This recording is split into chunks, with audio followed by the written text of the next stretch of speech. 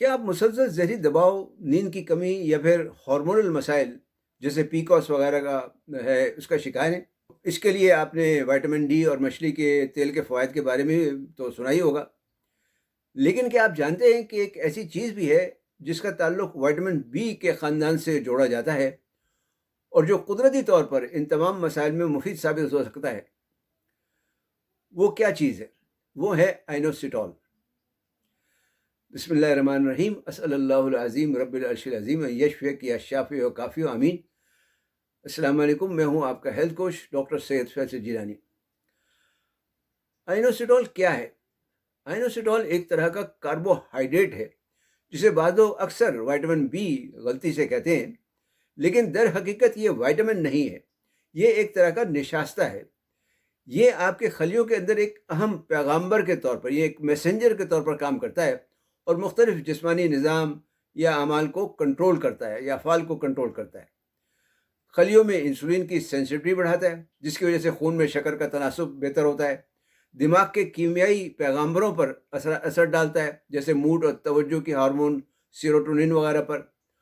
Hormonal عدم توازن بہتر کرتا ہے، خاص طور پر پولیسسٹک اووری سنڈروم پی کوس میں مفید ہے۔ یہ زیادہ تر ہمیں پھلوں، سبزیوں اور اناج سے ملتا ہے، لیکن بطور علاج اس کا سپلیمنٹ استعمال کرنا پڑ جاتا ہے۔ تو آج آپ سے آئنوسیٹول سپلیمنٹ کے فوائد کے بارے میں بات کریں گے اور دیکھیں گے کہ اسے کیسے استعمال کرنا چاہیے، اس کی مقدار خوراک کیا ہے اور اس کے کیا مضر اثرات ہو سکتے ہیں۔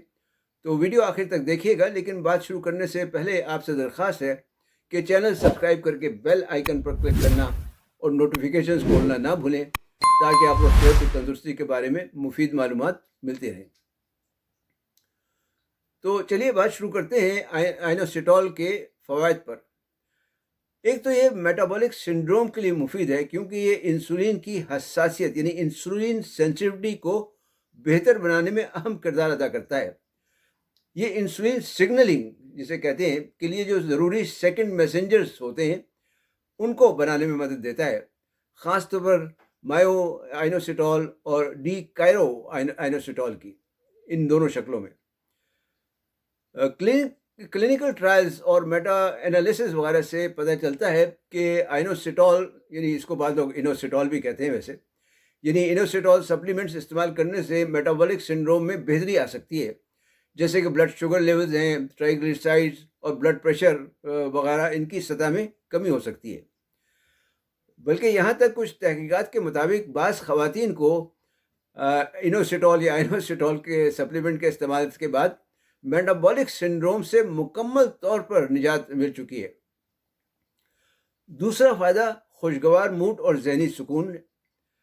آج کل ہر کوئی انگزائٹی اور اسٹریس کا شکار ہے، ایسے میں آئنوسیٹول آپ کے موڈ کو خوشگوار اور دماغ کو سکون دے سکتا ہے۔ یہ دماغ کے دو اہم نیورو ٹرانسمیٹر یعنی سیروٹونین اور ڈوپامین کی سگنلنگ کو بہتر کرتا ہے۔ یہ دونوں ہارمونز ہمارے موڈ، نیند اور جو فرحت بخش احساس ہوتا ہے یا شادمانی کو کنٹرول کرتی ہیں۔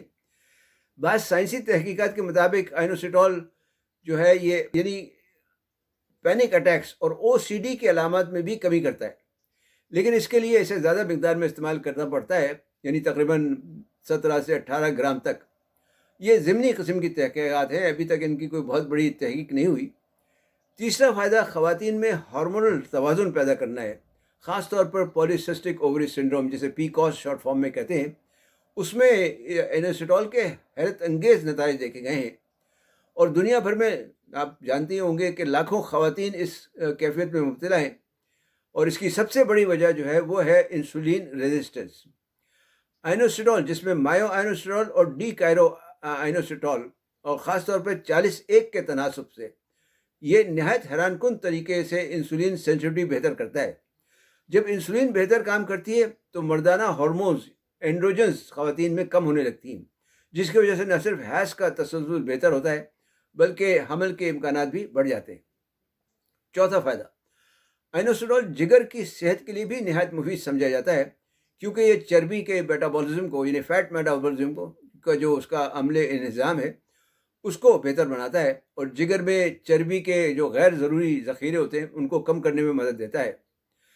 سائنسی تحقیق کے مطابق آئنوسیٹول خاص طور پر مایو آئنوسیٹول कोलिन के साथ मिलकर लिपोट्रोपिक फैक्टर के तौर पर काम करता है, जो जिगर से चर्बी को तवानाई में बदलने में मदद देते हैं।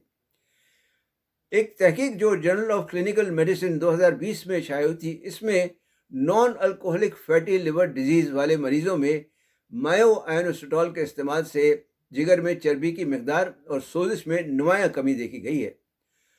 चूँकि ये इंसुलिन की हसासियत को भी बेहतर करता है और जो खून की जो शक्कर की सतह होती है खून में, उसको मुतवाज़न करता है। इस वजह से जिगर पर इजाफी दबाव भी कम हो जाता है।